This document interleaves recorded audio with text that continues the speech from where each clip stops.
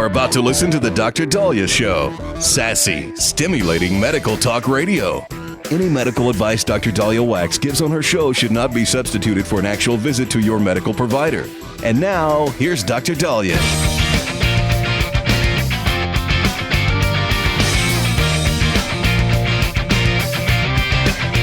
All right. We are back on the Dr. Daliah Show. Thank you all for tuning in. 1-877-Dr. 1-877-DOCDALI. So this week we learned that the Los Angeles Unified School District Board voted 5-2 in favor of banning cell phones during the school day. Now, this is something that has been debated on when we get kids to focus by putting their phones away. Do we ban them? Do we confiscate them? Or do we allow children to have access to their phones? Because if there's a school shooter, they could call the police and call family members. But in the United States, 72% of high school teachers said cell phone distraction is a major problem in the classroom. This is according to a report last week by the Pew Research Center. And the LA ban is going to take effect spring 2025 semester. So not this semester that just passed, obviously the following spring. And Maine is going to probably go into effect January 1. And this does go beyond the school district's existing policy, according to CNN, which bans students from using cell phones during class instruction and limits social media use to at school for educational purposes. Now, that policy took effect in 2011, but smartphone use has exploded inside and outside the classroom. There's been a lot of addiction to students, but we are really seeing a drop in people's academic success. And the sponsor of the new ban, Nick Melvin, a board member, said our students are glued to their cell phones, not unlike adults. They're surreptitiously scrolling in school, in class time. They have their head in their hands, walking down the hallways. They're not talking to each other or playing at lunch or recess because they have their AirPods in. Now, if I could just say something, the walking down the hallway, that was one of the most dangerous times in bullying for me. Yeah, I went to 12 schools, and I got to run into the gamut of bullies. If I was at one school, it would just be one bully, but I got to meet bullies of all different schools. And making eye contact is a no-no. You keep your head down, make sure you don't trip or fall, and you try and pass the bully. You wonder if some of these kids are using the cell phones to avoid the bullies or avoid the interaction with others. Now, there's, two, shall we say, experiences with school. One is you're popular, nothing happens to you. You could walk to a classroom, you could go to the lunchroom, you could be fine. The kids love you. You don't have any issues. Or you could have the other experience, which many of us had, where, and I'm very extroverted. I love having friends, and I had friends, but, you got picked on by people. I wore supermarket clothes. That's all my parents could afford. They weren't the most popular, stylish. Kids are brutal. And so, you try to look away. You try to be distracted. The other thing, too, and I'm not saying I'm against the ban. I think we do have to limit the use because these kids are struggling in school. But another thing that the AirPods do is when a bully accosts you, they're like, hey, I'm talking to you. Hey, I'm talking to you. You keep walking. Now, before AirPods and earbuds and all that, you would just, pretend like you didn't hear, pretend you were deaf, try to walk faster. Now you're like, huh? What? Oh, you were talking to me? It provides a little barrier. And I wonder if that's what some of these kids are doing. They want to look like they were busy. My issue, though, with all of this is these kids are not passing their tests. They are not soaring in education like the first world power we are. And compared to other countries, we are really struggling with mental health issues. They have stress, anxiety, depression, sleep issues. These cell phones are also gateways to other addictions. People are overly shopping. They're getting drugs from their phone. They're getting hungry by seeing ads. And the dopamine that is ignited when your pleasure center, your reward center gets tingled by certain things, like, oh, good job, you just saved 50%, or you did this. It makes people more addicted to them. Whether it's your game, whether it's your social media, whether it's the news you're scrolling into. So, parents might understand why they're doing this ban, but now what if there is an emergency? If there's a mass shooting, kids need their phones. Parents want their kids to have their phone. The child has a phone because the parent wants to reach that child. The parent does not want the child away from the phone. That phone can track the child. If you have that Google or that iPhone, Find My iPhone, you know where your kids are, assuming they're holding that phone. And so the school board is going to seek input from students, parents, staff, and experts on the best way to do this. But the LA Unified School District, isn't that one of the largest school districts? That in New York, I'm not sure which one. One of them is the biggest. And so, it's not easy. Now, what would have happened in the olden days is phones down or you get sent to the principal. If you got sent to the principal, you would be like, oh boy, I'm going to get detention, or my parents are going to ground me. I don't want to get in trouble. Well, now they're like, so what? Now, I don't see my dad. He doesn't live with us. I won't see my dad for 2 weeks, and he won't be mad then. I won't see, what are you going to do? You'll get an F in the class, so what does that do? And so kids are less scared. What's going to happen? So the school is going to have to figure out, you would, when you told somebody to do something, put that comic book away, whatever, it was like, yes, sir, yes, ma'am. We'll see. 1-877-DOC-DOLLY, don't go away.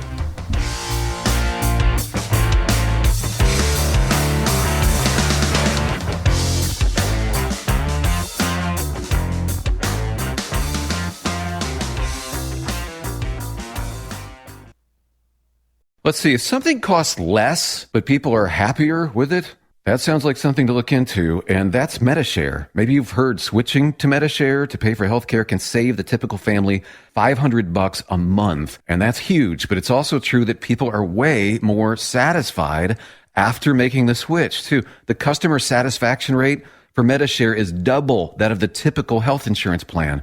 Double. MediShare works. It's been around for more than a quarter century, and members have shared more than $3 billion of each other's bills. People love having telehealth and a huge nationwide PPO network. So, yeah, you can save a ton and like it better. Imagine being happy with how you're taking care of your health care. So if you're self-employed or part of the gig economy, or you just want a plan you're happy with, you can call right now and get a price within 2 minutes. A very, very smart use of 2 minutes. Here's the number you need. 855-SHARE-40. That's 855-SHARE-40. 855-SHARE-40. Hey guys, it's Dr. Daliah. Fantasy football season is coming, but sadly, too many of you are taking the bench while the country takes part in one of the most exciting and lucrative industries out there. Don't know how to play? Well, huddle up and listen. Paul Kalikas and I have written a fantasy football pocket guide for beginners. This book walks you through the basics and shows you how simple and lucrative joining or creating a fantasy football team can be. Read our Fantasy Football Pocket Guide for Beginners found on Amazon, or follow the links on X and Facebook. That's Fantasy Football Pocket Guides for Beginners. Don't be left out. In a study, it was found that 33% of 44 herbal supplements had no trace of the advertised herb. Don't let that happen to you. Hi, this is Dr. Mitch. If you want to ensure quality, please go to TotalWellness.com. Supplements made for physicians, only now available to you too. TotalWellness.com, helping you to look good, feel good, and enjoy total wellness.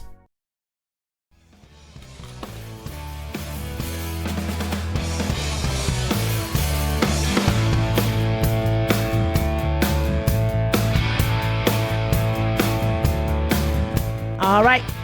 We are back on the Dr. Daliah Show. Thank you all for tuning in. 1-877-Dr. 1-877-DOCDALI. Big thanks to Talk Media Network for making the show happen. And big thanks to Daniel, our producer.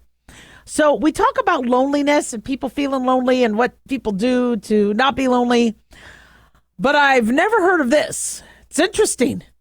It's interesting. A robot pet. And apparently seniors in New York are being given robot pets so they're not lonely. People magazine are saying senior citizens are getting these robotic pets, and they are animatronic stuffed animals. This is an effort to combat an epidemic of loneliness and isolation. They are plush, battery-operated pets that react to touch and sound, but they don't require feeding or care. They won't run out the front door. They, I'm hoping, also don't trip you. And according to Helen McCura, who is 101 years old, she says, I'm talking to somebody. I do have companionship. There's somebody here listening to me. He's warm and he's comfort. New York State's Office for Aging said these plush, lifelike robotic pets are designed to make realistic sounds and motions, providing comfort and companions to individuals. Okay, hold on a second. All right. Okay, these realistic sounds. So I'm not against this. I'm just, my cat, one of my cats wants in the middle of the night all the time to be pet. And when my husband is away on a trip, she is more active because then she gets to take his side of the bed. And I will doze off and then she'll wake me up, like hit me to wake me up. And then I'll rub her tummy, fall asleep. And then if she notices that she can't get me to sleep, she'll take her little baby mouth and go right up to my ear and go, meow. I was like, until I wake up. And then I'm like, come on, leave me alone. And then I throw her off the bed. I don't know if I'm a senior, I'm going to want that. Okay, I need the cats to shut the hell up and let me sleep. My dog, too. My dog, she wants to eat sometimes at 5 a.m. Ruff. Like, excuse me? Or I want to come back on the bed. Ruff. I'm trying to sleep. Shut up. So, for me, I am going to decline. But there is a rule for these. So they distributed 31,000 animatronic pets to older adults who are assessed as being socially isolated, and this started back in 2018. Loneliness, isolation, lack of connection has been deemed a public health crisis by the Surgeon General. So would this work? Should your senior dad, mom be given a robotic pet? Now, having spent most of my life with pets, I would probably have a hard time adjusting. But I have to tell you guys something. When my husband's out of town and I'm working a lot, I'll have the TV on, not so much to watch TV.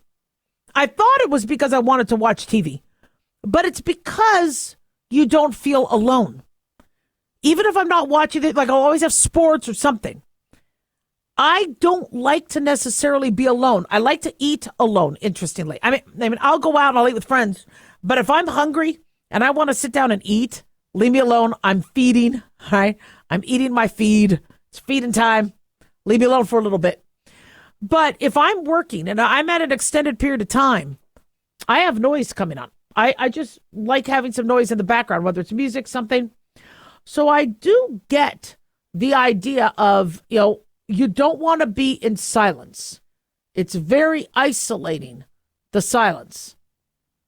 Now, would a robot pet satisfy that? Well, the reason why pets are so valuable and so helpful in terms of being stress animals and for helping the elderly, and hospital patients love it when we bring in a pet, is humans need something to love. We always need to love something. Maybe we always need to hate something. Maybe we always need to gossip about something. But one of the most powerful things is we need to love something. And so when somebody does lose a pet, and they're coming to me and they're upset as a patient, I'll tell them, look, you want to honor your pet? You want to, if you want to memorialize them, God forbid, when Shaky Boo dies, I'll probably have a funeral. All right. Yeah. We'll have some sort of memorial. Maybe I'll Facebook Live it for y'all. But you might want to consider, getting another pet. And the reason why is when you come home and that pet is gone, whoever would greet you. Well, by the way, also, you feel loved. You get unconditional love from these pets. Maybe not the cats, but the dog. So you come home and that home is empty. That's difficult. But if you're now adopting, rescuing, raising another animal, that animal is never to replace the one you lost. Just like if you had a miscarriage or a stillborn, the next pregnancy is never to replace that. But it does help many people heal because you need to love. You need to nurture something. So the only thing I worry about with the robotic ones, and I'd like to, see what people are saying about them is, do they want a real pet? Now, having a real pet is difficult, because when you are older, it's a lot of work. Dogs need to be walked. Cats like to go pee-pee house. If you do not clean that potty box exactly when they want you to the degree, to the specifications that they have in terms of the amount of powder and the temperature of the powder and how their tushy feels in the powder, they get back at you. And they'll pee-pee bed. They'll wake you up in the middle of the night. They'll just get back at you. So when you're older, that's a lot of work. That's a big commitment. Fish, hard to take care of fish. Now, if you got me a robot fish that just kind of went around, I'd probably watch it for a little bit, but I couldn't bond with it. So people need to bond. People need something to love. So what I suggest you do if you do have an older family member is if you think they want to be around an animal, it could be your animal. Don't just dump the animal at their house. That could be too much, or their apartment. It could be too much. But bring the animal to them or let them have access to the animal and see what they want. See if they like it. Some people want the protection of a dog. When Corey's out of town, I know if somebody is coming up to the house or whatever, because the dog will bark or the cats will just zoom. So it's my warning system. And a lot of us want that. So real pets, when you're a senior, is sometimes a difficult conversation, because if you can't take care of them, you shouldn't have one. Or if they're going to trip you and cause you to have issues. But oftentimes they could provide that love and nurturing and that prevention of dementia because you have somebody you need to care for. So one option is have your senior mom or dad or whatever be a temporary caretaker.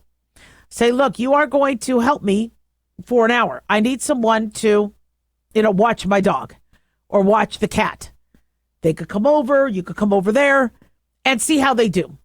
And if they're like, I can't stand, get them out of here, then go ahead. But if they're like, we're bonding, then they're going to look forward to seeing that animal again.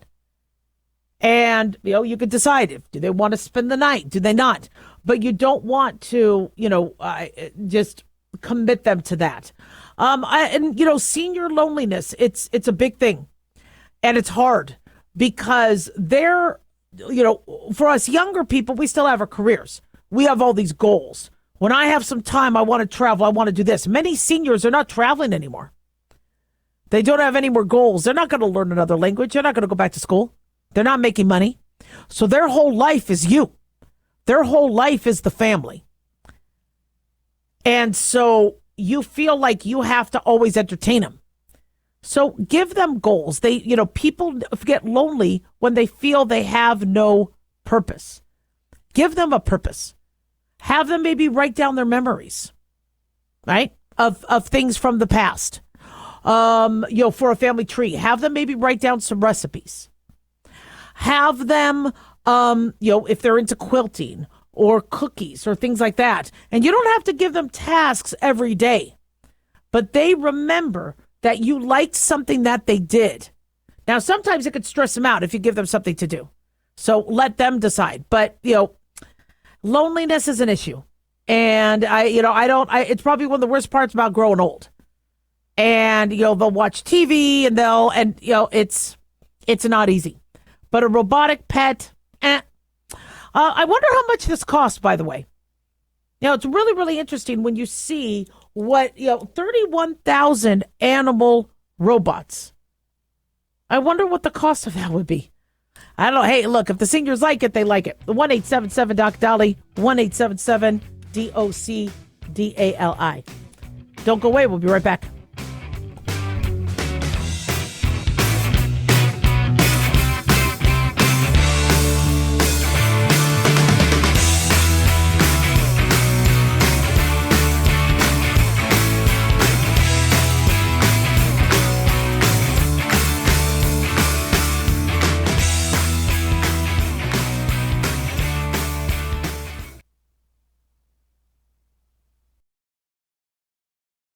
Hi guys, Dr. Daliah here. Addictions can sneak up on us and come in many forms, whether it's drugs, alcohol, sex, video games, porn, or something less obvious such as food, internet, or shopping. Addiction can seem innocent at first and then evolve into an insurmountable evil. In our book, Addiction Basics, Caitlin Kalikas and I dive into the common addictions and provide tips for identifying and preventing these before they sneak in and take over our lives. Addiction Basics can be found on Amazon or my website, drdaliah.com. Check it out.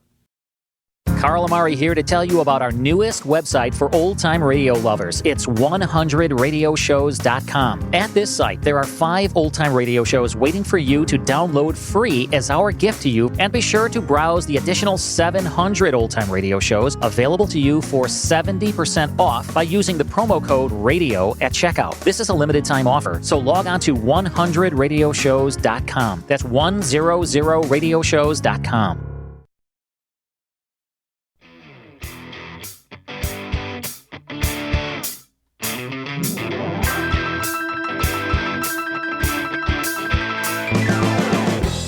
All right, we are back on the Dr. Daliah Show. Thank you all for tuning in. 1-877-DOC-DALI, 1-877-DOC-DALI. So remember we spoke about this flesh-eating infection that was spreading rapidly in Japan? Well, we are now told a Connecticut woman contracted the deadly bacteria, and she is currently critically ill, but this bacteria could be deadly, and she is being treated for life-threatening flesh-eating infection. And she was admitted to her local hospital after experiencing symptoms of vomiting, diarrhea, shortness of breath, elevated heart rate, and low blood pressure. Subsequent medical scans showed fluid buildup in her lungs, as well as respiratory and kidney failure. They believe she went into streptococcal toxic shock syndrome, which is a lethal bacterial infection, has already killed 77 people in Japan this year alone. Now, this is being reported by the New York Post. This is not something that you want to get.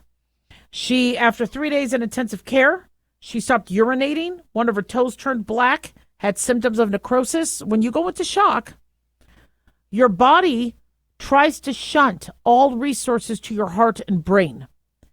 And so your other organs can start to fail. Your extremities can start to lose blood flow. And it can happen very, very quickly. Now, the doctors believe the patient, who is asthmatic, got this this flesh-eating bacteria, which we call it flesh-eating bacteria. Not that it necessarily eats it, but the necrosis or the death of your skin and extremities has given it that moniker, flesh-eating bacteria. But they believe she breathed it in, and that's how she contracted it. Prior to her hospitalization, several of the patient's family members had been diagnosed with strep throat. Now, strep throat is also caused by group A strep. Doesn't always cause toxic shock syndrome. Most of them might cause strep throat. Sometimes nothing will happen. But if the bacteria spreads in the blood and into the deep tissue, it could trigger this. 30% of people, it has like a 30% mortality rate. Now, it results from the bacteria being exposed usually to an open wound. So let's say when we've seen some of these horrible skin infections, because somebody got cut, somebody maybe swam and got some vibriosis into their wound, but to breathe it in, that's scary.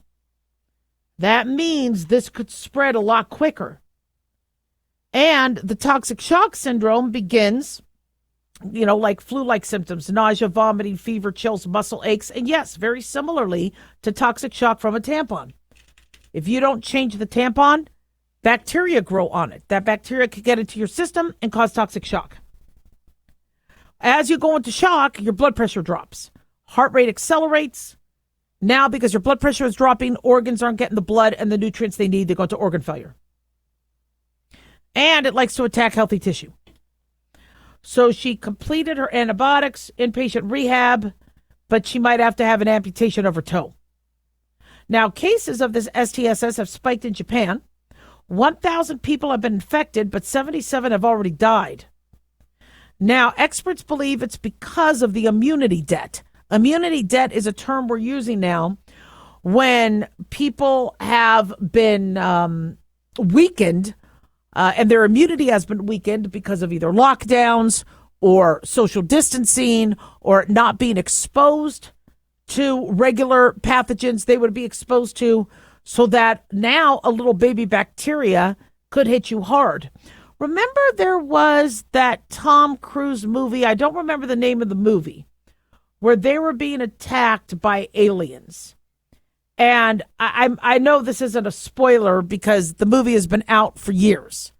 But how they were able to kill this invasive species is by their immunity. The aliens eventually died because of the disease on Earth, and they never were exposed to it. They didn't know how to fight it. They didn't have the immune system for it, and they died. Now, not the most practical, realistic show, but if your body isn't usually exposed to something, all of a sudden it gets exposed to something, boom, you could get sick and sick more dramatically. I get this from parents all the time. I don't want my kid to go to daycare because they're going to get sick. It's a very common fear parents have. I don't want my kid going to daycare. They're going to get sick. Well, yeah. If your child has been home for years and only really around you, they don't have siblings, not a lot of mommy and me play dates, and now they're going to be in a room with all sorts of other kids that might have newer sorts of bacteria that child isn't used to. Yeah. And it's always kind of difficult for us to decide, do we let our kids get sick to boost their immunity? Or do we protect them because we don't want them to get sick because we don't know what would happen? And, nobody wants to purposely give their kids chicken pox, but that's what our parents used to do. They're like, I want my kids to get chicken pox early. This way they're immune. And, we don't do that now because we know that there could be some serious side effects, and we also vaccinate for chicken pox.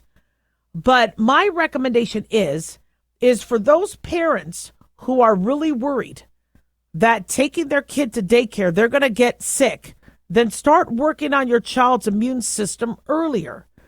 Don't just have your child locked up in the house. Do these mommy and me or these parent and me play dates. Take the kid to the park. You don't want your child to get sick, but you want your child to very slowly and controlled grow their immune system. In terms of this deadly flesh-eating infection, you all need to know that something like this can hit us a lot faster than we're prepared for. And one way to prepare for it is not overdoing the antibiotics. Patients are calling left and right saying, I have strep, I need an antibiotic. And it doesn't look like strep in the picture. Is it COVID? Is it a virus? I think what we need to first do is not treat for strep if you don't have it. But if you do have it and you swab positive for it, you get treated immediately, as long as you're not a carrier. Carriers are where you carry it, and so you trigger the test positive, but it doesn't bother you because it just lives inside you and is comfortable. Sometimes we have to treat you if you have other symptoms. Sometimes we don't.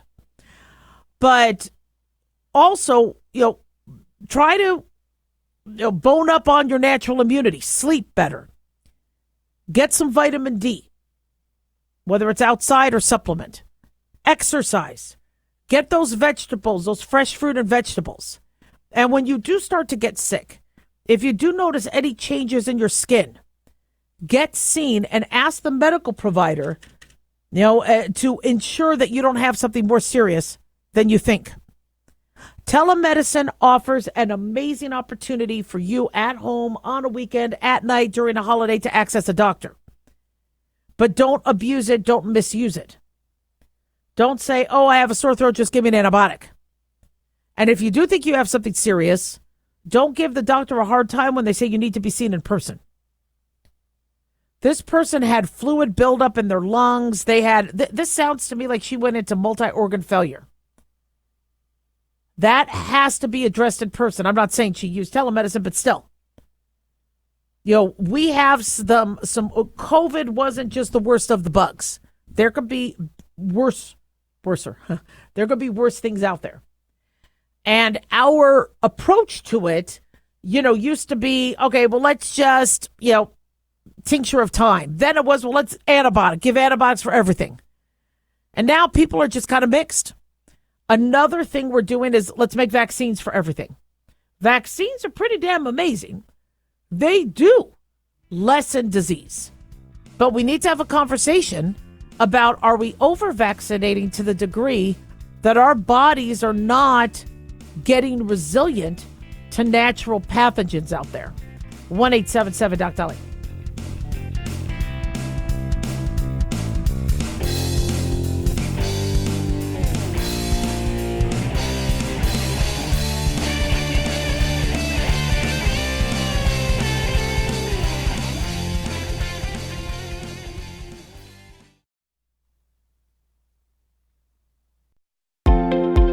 Considered by most, optimized curcumin is one of the few bioavailable and highly absorbable curcumin products on the market. Hi, I'm Dr. Mitch. Since most chronic diseases have inflammation, our optimized curcumin seems to be a perfect addition to any nutritional program. It makes sense to me that preventing or reducing inflammation is a key component to our overall health. The Mayo Clinic found that curcumin can decrease swelling and inflammation, has antioxidant properties, and research suggests that curcumin can prevent cancer, or at least slow the spread of cancer, and in many instances make chemotherapy more effective.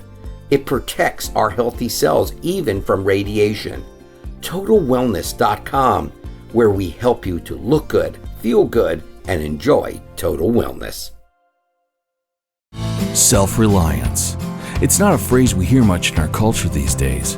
It might conjure up images of pioneers, the West, rifles, strapping men, and strong women.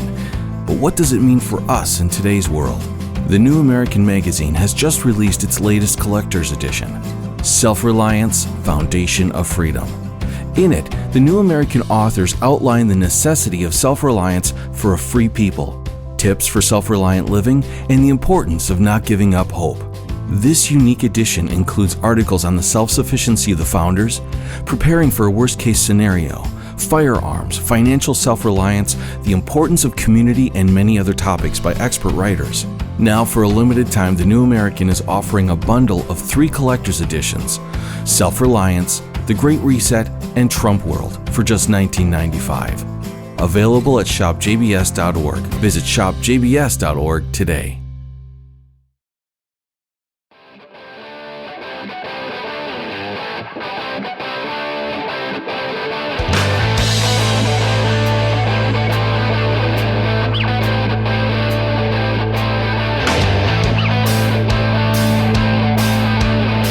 All right, we are back on the Dr. Daliah Show. 1-877-DOC-DOLLY, 1-877-DOC-DALI. So as many of you have heard, there was a 12-year-old girl who was raped, strangled, and later found in a creek in Texas. A 12-year-old girl. The 2 suspects charged are believed to be illegal immigrants. And, when you see the pictures of the girl on her phone, being approached by the men, walking into a convenience store, and knowing what eventually happens to her, it's just frightening. And I don't know what it's going to take to wake up the Biden administration to secure the border. This is just beyond any logic. Allegedly, 2 million gotaways have entered this country illegally. Those are people that don't get processed, that don't get known, and they somehow get across the border and get into our country, and they try to blend in, or they try to go to areas where nobody would look or nobody would deport. And sadly, we're seeing this rash of crime that is, we have enough crime with American-grown criminals. We don't need to have additional millions of others possibly being added to the mix. When you look at what happened to Rachel Morin, who was hiking in Bel Air, Maryland, 37-year-old, mother of 5, I believe, was raped and murdered by Victor Martinez Hernandez, allegedly 23 years old, who's facing charges and known to be have entered the United States illegally. Now, we really have a disconnect when it comes to protecting America. I've spoken about, if you're a CEO of a company, you are responsible from everything from the roof to the basement, to the vice president's offices, to the mailroom. You are in charge. And a huge thing a CEO is responsible for is safety. They might not be responsible for the day-to-day, but if your building or your company is not secure, it can't function. America is not secure.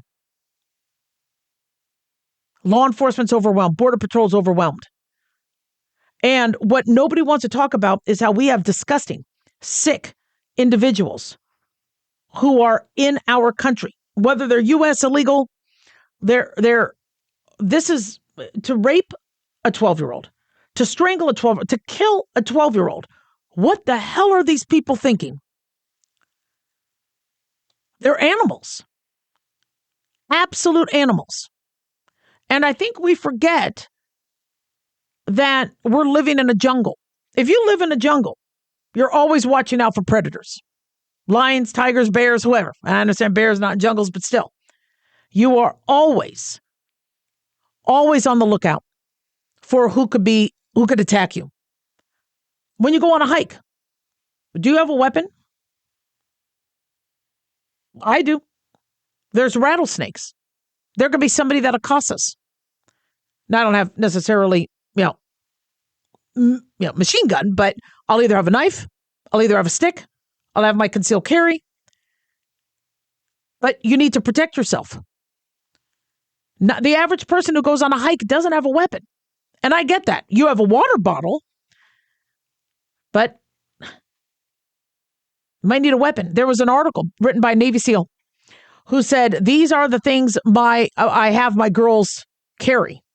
Now, I'm not sure if he's talking about his personal girls or the women in his family, but there's a lipstick stun gun. Apparently, you could get a stun gun that looks like a lipstick.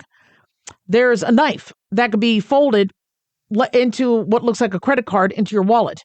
Not maybe the most practical if you're getting jumped because you got to go into your wallet, but still, it's a means for you to be able to have at least a weapon on you to protect you. A pen that could also be a tactical pen. I like these alarms where when you hit it, it sounds a real large alarm, a real loud alarm. As I told you, one thing I learned in self-defense is when you're being attacked, you don't scream rape, I'm being attacked. No, people are selfish. They might not want to come. They might not want to get involved. They might run the other way, ignore it, but you scream fire, people come. So I was taught to always scream fire. Fire, fire. Then everybody wants to come and see the fire to protect you. Well, if you could have something like one of these little hand alarms where you hit the button and it is loud. I know there's things like rape whistles, but you might not be able to get to your mouth. They might be covering your mouth so you can't yell and scream. But you might have access to something that's being in your thumb. But, I think we need to have some conversations here about, one is about the border. I mean, that's I think obvious. And somebody wake up Biden and his administration, because this is frightening. But I think we also need to have conversations, which I have said time and time again, where all kids in school learn self-defense. All kids learn means where they could at least protect themselves. We also need conversations of having weapons on you where you don't use it on other people willy-nilly, but you have them for defense, where they are defensive weapons. You know, when you go scuba diving, what is one of your most essential pieces of equipment? It's your knife. You never scuba dive without a knife. Shark comes after you. You get caught in some netting. You need to have a weapon on you. You know, we spoke about that grandmother who was walking her dog in Florida, and an alligator comes out of the waterway near the houses. She was in a beautiful neighborhood in Florida. Early morning, alligator comes, tries to attack her dog, attacks her, kills her. If she had a knife on her, she could have at least given that attacker a blow. Sometimes they'll just go, in fact, even with a shark, you hit their gills, you hit their eyes, you hit their nose, they might go away.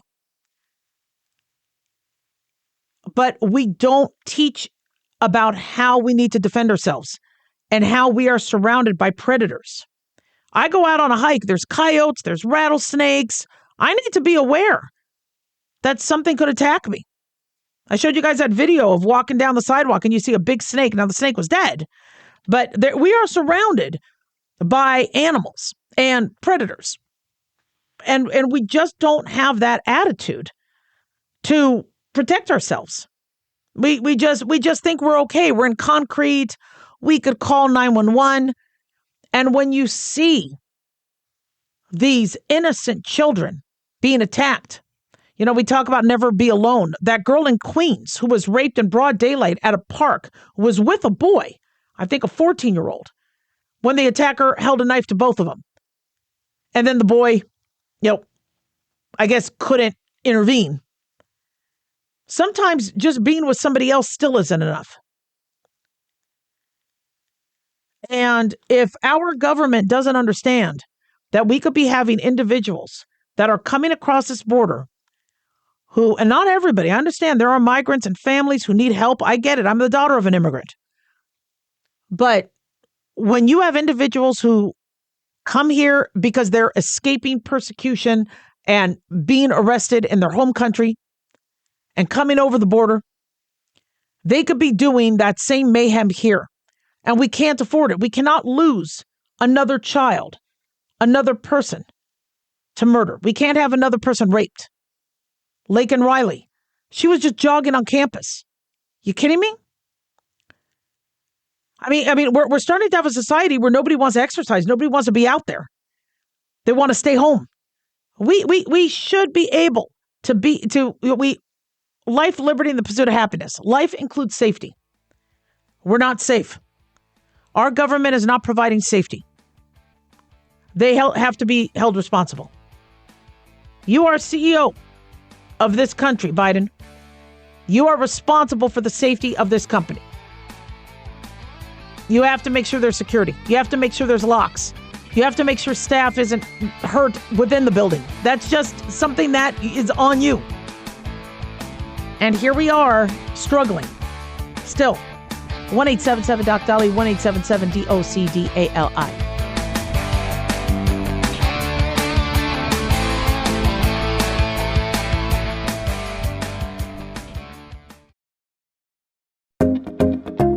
Did you know that healthy arteries make a gas? Yes, actually 3 known gases. Hi, I'm Dr. Mitch, and nitric oxide is a gas that's readily made all day long to keep our arteries open by relaxing the blood vessel walls. By doing this, our circulation is increased, bringing blood, oxygen, and nutrients to every part of your body. Both age and poor diet can lead to a loss of this precious gas, and in turn, blood pressure can go up, energy can go down, and you can get tingling in your hands and feet.